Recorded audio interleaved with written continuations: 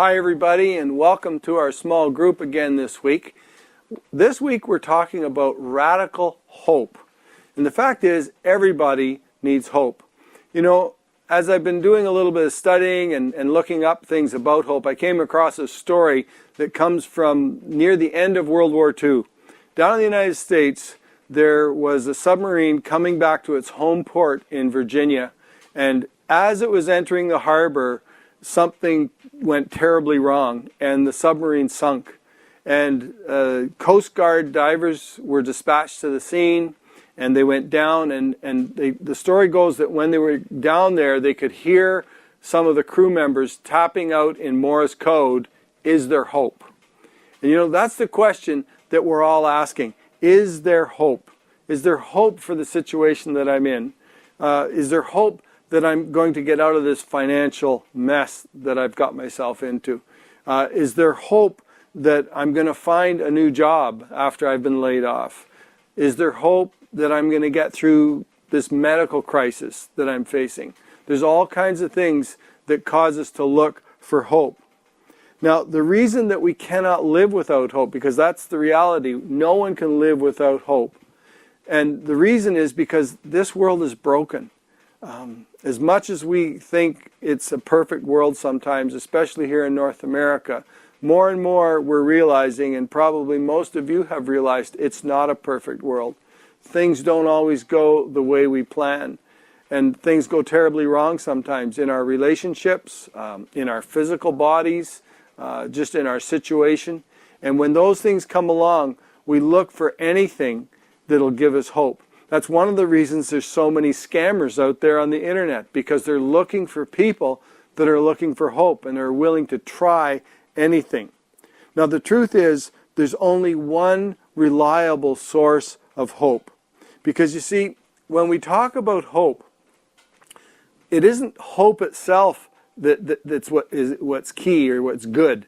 It's what the hope is placed in. What does it rest on? What are the reasons for hope? If your hope is in something that's faulty or weak or false, you're going to end up discouraged, disappointed, and just downright out of it, because the hope crumbles and falls apart.